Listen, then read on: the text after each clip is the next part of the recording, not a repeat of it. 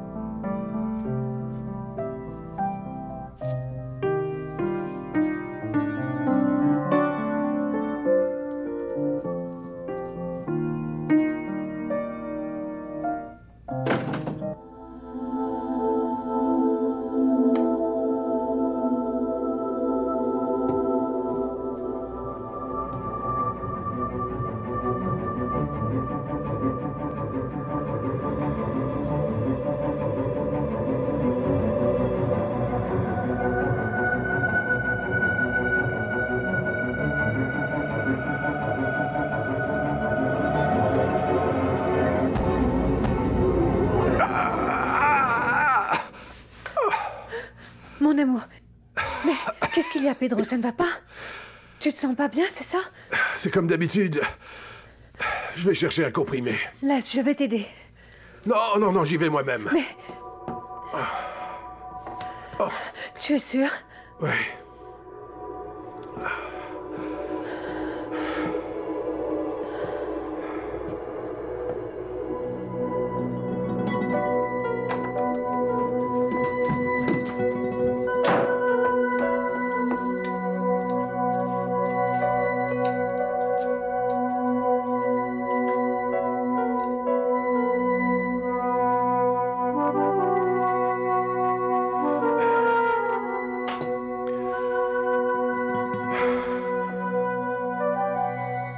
Qu'est-ce qui m'arrive, bon sang? Pourquoi je vois toujours ce même homme? Oui, toujours ce même homme. C'est une vision ou bien est-ce une réalité? Existe-t-il en vrai? Il existe? Ou c'est seulement dans ma tête? Mais pourquoi est-ce qu'il me poursuit? Pourquoi est-ce qu'il me poursuit ainsi? Pourquoi j'ai l'impression de mourir quand je le vois? Pourquoi je sens que je vais mourir? Qui est-ce? Qui est-ce? Qu'est-ce que ça signifie tout ça?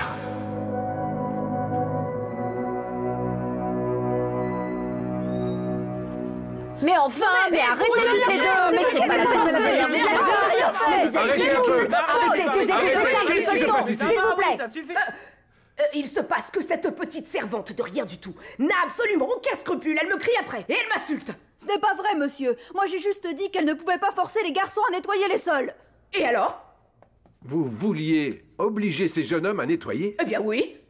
Il n'y a pas de mal, ce ne sont pas des employés au même titre que cette... Maman, non mais je t'en prie. Permettez-moi de vous expliquer, ma très chère dame. Ces deux jeunes hommes sont comme mes propres fils. Et je les ai élevés et protégés depuis qu'ils sont tout petits.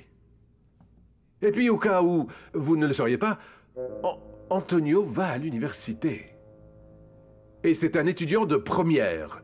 Et dans très peu de temps, ce sera un professionnel avec un diplôme.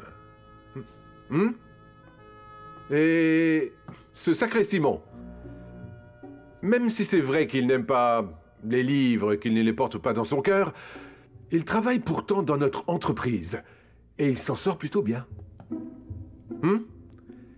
Les garçons, s'il vous plaît, allez-y et ne faites pas attention à ce que vient de dire cette dame, n'est-ce pas? Vous aussi, s'il vous plaît, mesdames, remettez-vous au travail. Merci. Moi, je vais aller au bureau. Tu es bien sûr que tu veux sortir. N'oublie pas que ton état est encore fragile quand même, mon chéri. Je ne crois pas que le médecin vous ait donné l'autorisation de sortir, hein? Donc, je ne crois pas, non. Ma chère petite dame, je n'ai besoin de l'autorisation de personne pour aller travailler au bureau ou pour remplir mes obligations. Et puis, je me sens très bien. Très bien. On y va, Walter.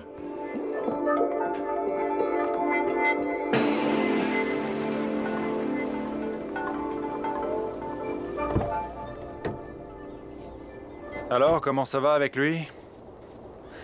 Il est très fragile. J'ai peur qu'à tout moment, il ait une autre attaque. Mais tu lui donnes bien ses médicaments, n'est-ce pas? C'est Walter qui s'occupe de ça et on dirait que Pedro va un peu mieux. Mais c'est un homme beaucoup trop impulsif. Il ne prend pas les précautions suffisantes. Il descend toutes les nuits pour jouer du piano et puis il va se promener tous les après-midi. Et alors, tout marche comme prévu? C'est ce que je voudrais. Mais j'ai vraiment peur.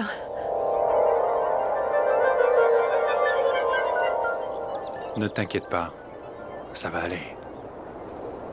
Tu sais, malgré les apparences, c'est un homme très très fort. Je ne peux pas me faire à l'idée ni m'imaginer que je doive le supporter indéfiniment. Il va tomber.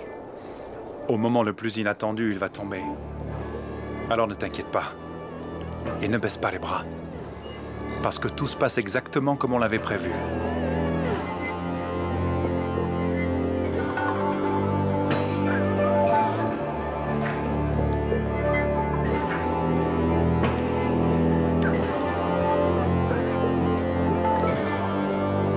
Tout va bien se passer.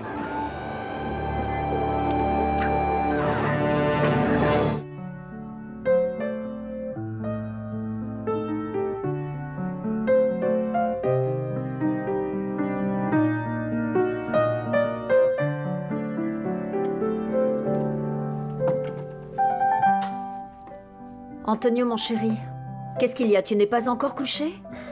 Tu devrais être en train de dormir.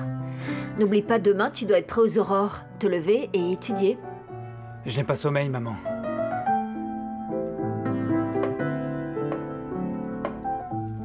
Allez, mon chéri, au lit maintenant. J'ai toujours aimé la musique de Monsieur Pedro. Mais ce soir, je la trouve plus triste que jamais. Il doit beaucoup souffrir, et il transmet sa douleur à travers le piano. Et ce qu'il garde sur le cœur, il le dit avec les mains.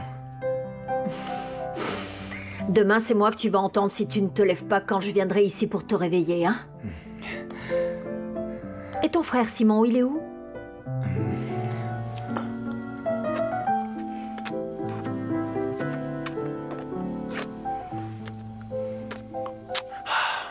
Dans ces conditions, je peux pas. Je ne peux pas. Mais qu'est-ce qu'il y a? Bah, t'entends pas le vieux en train de jouer? Et chaque fois que l'inspiration musicale lui vient, moi, ça me coupe la respiration. Ah, excuse-moi, mais moi, je n'ai jamais aimé cette musique si dramatique. Quand elle joue comme ça, c'est comme s'il me faisait des reproches. Ah, j'ai la chair de poule et ça me gèle de la tête aux pieds.